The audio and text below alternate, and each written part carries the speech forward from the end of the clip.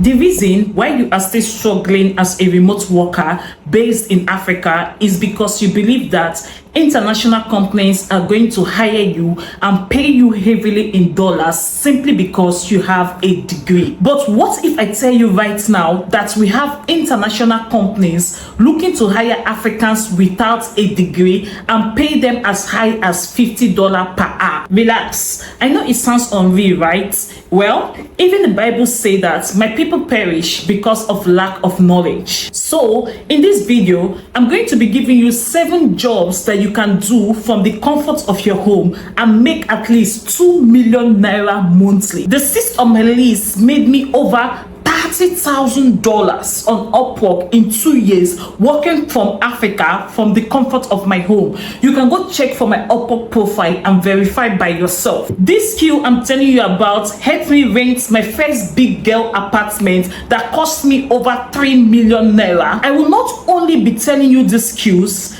At the end of this video, I'm going to be telling you the websites where you can actually find jobs from international companies that are willing to pay you as high as $20 to $50 per hour to offer them these skills. But before we go ahead, if you're seeing my video for the first time or if you have not subscribed to my YouTube channel, do well to hit the subscribe button, like, and also share this to a friend or family member who is looking at how to make money online. Now let's get started. Now the number 1 on my list is customer support representative. So for international companies hiring for customer support representative, you are expected to work from 8 p.m. to 5 a.m. Nigerian time. If you're in other African countries, you have to convert your time to the company's time zone. Most times the companies hiring for customer support representative are US based company. Now what are you going to be doing as a customer support representative? What you'll be doing majorly is you will help this company respond to customer emails. Most of the companies that hire for this role are e-commerce companies, right?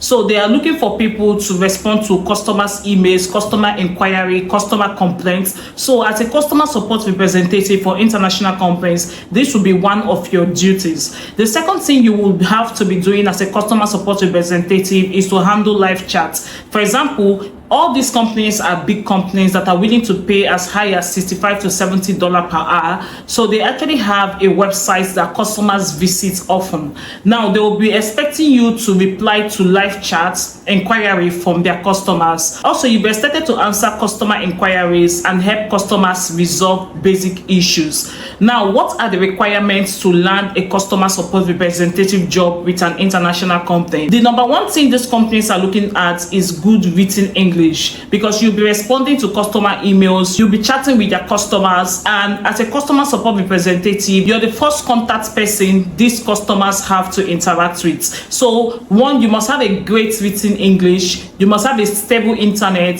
and you need to have a laptop and a strong communication skills. Now let's look at the typical pay for a customer support representative. I have worked as a customer support representative before for a health tech startup company based in the United States. And as at that time, I was being paid $20 per hour and I was expected to work about 15 hours per week. Now, the typical salary range for a customer support representative is from $15 to $30 per hour. And please note that this also depends on your skills and your experiences. The number 2 on my list is live chat support agent. Most people mistake this particular role for a customer support representative, but a live chat support agent is actually different from a customer support representative. Now, when we are talking about a live chat support agent, you will have to be chatting with this customers live. I told you that most of these big companies actually have a good website or apps. So as a live chat support agent, you'll be expected to chat with customers real time. Now let's look at the typical hours. Now the typical hours is one thing you need to understand about live chat support agents for international companies is most times a shift role. So they mostly have the evening and the overnight shifts. So let's look at what are you going to be doing as a live chat support agent.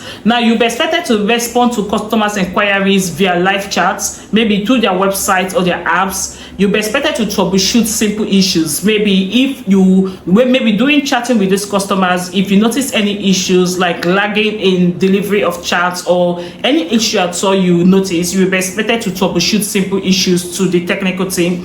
Now, the next thing you have to do is you'll be expected to escalate complex cases. For example, if a customer's case is complex, maybe delay a refund or damaged goods, what you have to do is you have to escalate this to the appropriate team, maybe the financial team or the technical team, and you'll be expected to also provide product information. Now, most customers can visit the website or the app of the company to get more information about their products or their services. So one of your responsibilities as a live chat support agent is to help customers understand the products or the services being rendered by the company you're working for and the benefits of their products and services. Now, let's look at the requirements to become a live chat support agent. The number one requirement is you must have a fast typing skill. Like I said, as a live chat support agent, your role is mainly chatting with customers. So for you to actually be good at this role or to be able to land a job, you have to have a fast typing skill. In fact, during the interviews for this kind of roles, the companies will ask you to carry out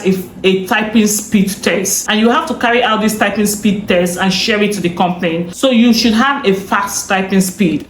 Now, another thing is good grammar. You should be able to know how to use your tenses, know how to use the punctuation marks, know how to spell correctly. So because you'll be chatting with the customers of big companies all over the world, so you'll be expected to be good in grammar. You should also know how to use basic computer skills. So for a live chat support agent, you don't really need to know how to use computer very well. All you need to know is the basic computer skills, like knowing how to on your computer, knowing how to visit the website of the company, knowing how to track your hours, because your hours needs to be tracked, because that will determine how much they are going to pay you per week. And please note that most of these companies pay per week. So if you are actually expected to work 15 hours per week, you're expected to track it so the companies can actually see that yes, you actually worked for 15 hours per week. And please, when you're tracking, please be honest with your tracking, because I've had someone lose her job that was paying her about $20 per hour as a live support agent because she was being dishonest. Okay, so in a week she might just do a task of 10 hours and she would tell the company that she did a task of 15 hours. Okay, now she will have to just stay on her laptop pressing around, playing around, just to add more hours to the company so they can pay her higher. I do not recommend that. Please be honest. And when the company found out she lost a job that was paying her that high weekly, so be honest with these people. One thing with these international companies is they actually like working with honest people. So when you're working with them, make sure that you're honest, make sure that you're documenting whatever you're doing, and especially you're being open, transparent, and honest with them. Now, the next requirement is reliable internet. So for a live chat support agent, most companies will ask you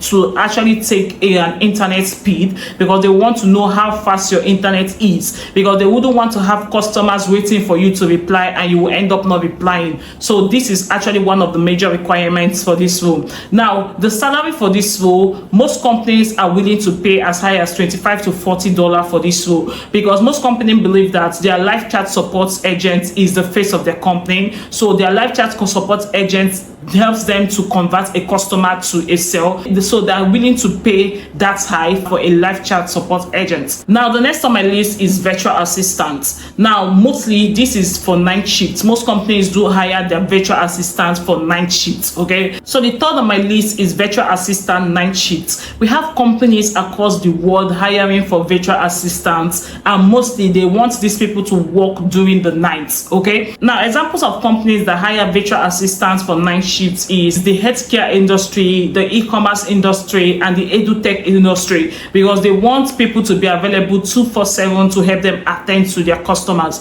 Now, the typical hours for this role is in the night. Now, what will you be expected to do as a virtual assistant that works in the night? You'll be expected to manage calendars. So you'll be expected to manage the calendars of the company, or maybe one of the executive in the company. You'll be expected to organize emails. You'll be expected to conduct internet research. you'll be expected to schedule appointments and perform data entry. So these are the major roles of a virtual assistant. Now, what are the requirements? So for the role of a virtual assistant, you have more requirements to be able to learn such roles. For example, you should have a good knowledge of making use of the computer. So you should have a good knowledge of working with Google Workspace or Microsoft Office. Now, when I'm talking about Microsoft Office, I'm talking about you should know how to make use of your Gmail. You should know how to make use of your Word, your Excel, and PowerPoint especially. So these are the major requirements you should have if you want to learn a virtual assistant role. Now, the second requirement is organization skill. Of course, being a virtual assistant is all about having a good organization skill. There is no way you can actually be a good virtual assistant if you do not have a great organization skill. So the second requirement for you to be able to learn this role is to have a good organization skills. And of course, you should have a laptop and good English. Now, the typical pay for virtual assistants that work at night is from $15 to $14 per hour. In fact, some companies are even willing to pay as high as $50 per hour, depending on the company you are working for.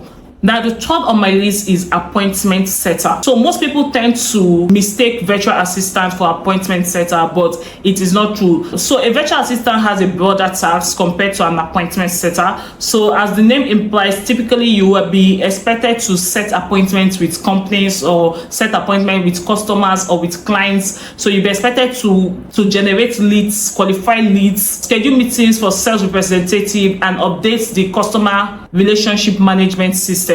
Now, this is what an appointment setter basically do. Now, when we are looking at the requirements for you to learn the job of an appointment setter, the number one requirement you should have is an excellent spoken English. So you should be able to speak English very well, because you'll be speaking with clients, you'll be speaking with customers to actually set appointments with them. So you should have a good command of spoken English. The second requirement is confidence on calls. Of course, like I mentioned, you'll be expected to call customers, okay? So you should have a good phone etiquette. You should be able to hold conversation. You should be able to talk to customers politely. You should be able to understand customers. You should be able to carry customers along. So this is what it means when I say have confidence on calls. The third requirement is having a laptop, because you'll be required to work with some Microsoft software. So another requirement is having a stable internet also. So this is another requirement for you to learn an appointment setter role. Now, let's look at the typical pay. I've actually worked as an appointment setter before, and I think when I was working with that company, I was being paid $12 per hour, and I was expected to work for 10 hours per week. But most companies looking for appointment setters are willing to pay as high as $18 to $35 per hour. And one amazing thing with some companies is they even give you commissions, okay? So aside your hourly pay, they give you commissions if you're able to land an appointment with a client, with a customer, or with a company, depending on the service that the company is actually into. So for each appointment you're able to land for them, you get a commission on that. Now let's go over to the next. So the next is AI data annotator or AI trainer. Now, one thing you need to understand about being an AI data annotator is that this role is very flexible, okay? So there are thousands of projects you can actually complete at night. So even if you have a 9-to-5 job, you can actually complete your 9-to-5 job, come back home and complete this project at night. Now, this is one of the amazing things about being a data annotator. Now, what are you going to be doing as a data annotator? The number one thing you'll be doing is you have to label text, images, or audio. Okay, so you have a bunch of audios, images, and text. All you have to do is label them correctly, following the standard provided by the company. Now, another thing you need to do is evaluate AI generated responses. Okay, maybe when customers are actually chatting with an AI agent, okay, with the company's AI agent, you need to evaluate the responses that the AI agent is actually giving them to ensure that it is giving them the right information, and to ensure that the customers are able to understand the information that is being provided by the AI agent. Now, the next thing you have to be doing as an AI data annotator is review search results And another thing you have to do is simple research. So you'll be expected to carry out simple research tasks for the company and also. Now let's look at the requirements to being an AI data annotator. Now, the number one requirement is strong attention to details. Remember, I said that you will have to be labeling text, audios, images, and the rest of them, depending on what the company is working with. So, being able to pay attention to details is actually one of the major important skills as an AI data annotator. So, you should be able to pay attention to details and minimize unnecessary mistakes as best as you can. Now, the second requirement is good English. So, you should be able to know how to speak, write, read correctly. So this is one of the major requirements to learn an AI data annotator role. Now the next is, of course, you need to have a laptop and know how to use basic computer skills. So you don't need to be a computer guru, you just need to know the major things about using a computer. Now let's talk about the pay. I've never worked as an AI data annotator before, but I have friends that actually work as an AI data annotator even 3 days. In fact, I have a friend that all she does is image labeling and she earns as high as 20 Australian dollar per hour. So the typical pay for an AI data annotator is from 20 to $50 per hour, depending on your experience and of course on the company. But if you are an entry-level AI data annotator, you should be looking at anything between $12 to $20 per hour. Now the next on my list is email support specialist. Now this is one role I know that is actually very amazing, and in fact I've worked as an email support specialist before, and I have friends that are currently working as email support specialists. And when I'm telling you that companies are actively hiring for this role, and the role is easy. You can do it at night, okay? So even if you have a 9-to-5 job, all you have to do is go to your job, come back home and work as an email support specialist and earn good money. So let's look at what you'll be doing as an email support specialist. Now the first thing you have to do is respond to customers' emails. Because you're an email support specialist, you should be able to read emails correctly, understand what the customers are trying to ask or get information about, and respond to them correctly. So you should be able to process refunds and exchanges. So this company will be expecting you to be able to process refunds and exchanges. And the next, you should be able to answer to product questions. So you should be able to understand what services or products that the company you're working for offers. So this will actually help you answer product questions or services questions being asked by customers. Now the next thing you should be able to do is escalate technical issues when needed. So you should be able to know when there is an issue and when you should escalate or when you should not escalate an issue. Now one thing that helps you to succeed as an email support specialist is knowing when an issue needs to be escalated and knowing when the issue doesn't need to be escalated. It's not all issues that should be escalated. In fact, that was one thing I had to learn the hard way when I was working as an email support specialist. So not all issues needs to be escalated. So you must know the issues that should be escalated and the issues that should not be escalated.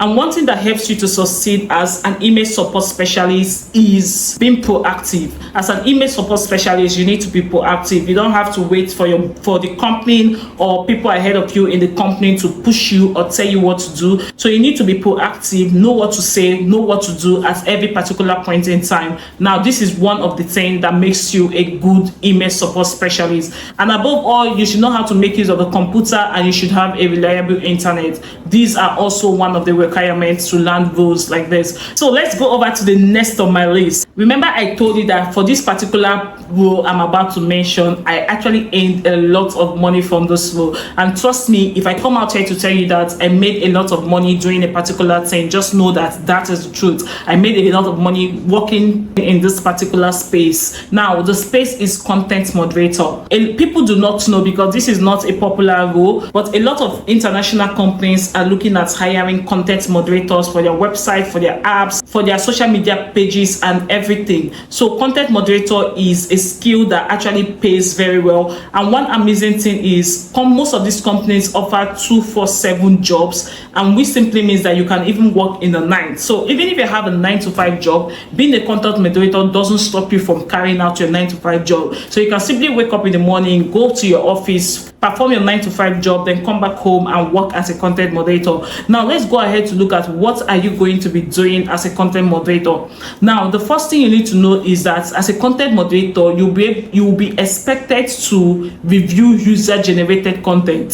So most companies have content generators. They hire content generators. They hire video content generators. They hire audio content generators. They also hire writers. Okay, they hire writers, copywriters, and the rest of them. Now, your role as a content moderator is to review these contents that are being generated by these people to make sure that the contents are suitable for the company and that it actually tallies with the company's policies and requirements. Now, the next thing you'll be expected to do as a content moderator is to remove content that violates platforms' policies. Now, like I said, most companies hire content creators. So we have different social media, like we have TikTok, we have Facebook, we have Instagram, we have WhatsApp, and the rest of them. Now, your role as a content moderator is to ensure that the contents generated by the employees of the company is actually following the regulations of each social media platform. This is to ensure that the content generated will not be flagged.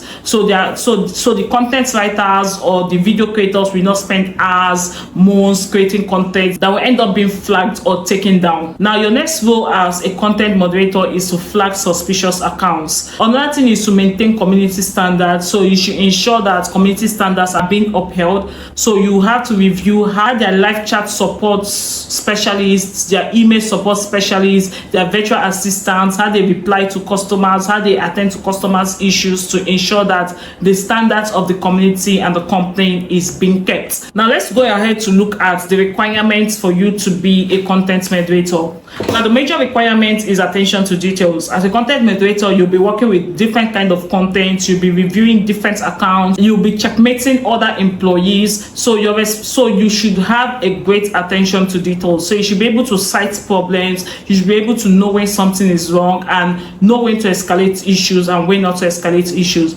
Another requirement is having a strong knowledge. Another requirement is having a strong English communication skills. So both in writing and speaking. Both in writing and speaking, you should be able to communicate clearly and properly. Now, another requirement is for you to be a content moderator, you should have a laptop, right? So this is one of the requirements to be a content moderator. You should have a laptop. You cannot work as a content moderator with your phone. Now, the next requirement is have a reliable internet. So content moderators are being paid as high as $25 to $60 per hour, depending on the company and your experience. So as a content moderator, you should be expecting anything between $25 to $65 per hour. Even some companies pay as high as $75 per hour, but it all depends on the company and your skills and what you actually have to offer. Now, the next thing I'm going to be doing is I'm going to be taking you to my laptop. Now, I'm going to be showing you 4 major websites where you can actually find jobs for all the roles I have mentioned. Now, come with me, let's go over to my laptop. So the number one of my list is this website right here, Cherry Assistant. So on this website, you can actually find different remote opportunities for social media marketing manager, virtual assistant, customer success coordinator, and even for appointment setter. So this is the number one on my list. So the number 2 on my list is Dynamite Remote Jobs. So over here, you can actually find different job opportunities for sales and customer service person. You can find different job opportunities for video editing specialists, growth marketing specialists, and every other skills that you're looking for a job. Now, the third on my list is Remotive. So over here, you can find different job opportunities for appointment setter. You can find for virtual assistants. You can find for live support chat agents. You can find for email support specialists and the rest of them. And the last on my list is remote.co. So over here, you can find job opportunities for virtual assistants, executive assistants. You can find job opportunities for appointment setter, email support specialists, and the rest of them. So these are the 4 major sites where you can actually use to find open roles for the roles I actually mentioned in this video. So if this is the first time you're seeing my video, don't forget to hit the subscribe button, like and share. And if you have any contributions or any questions, don't forget to leave it in the comment section. Thank you so much for watching, and I hope that you land your dream remote role soon.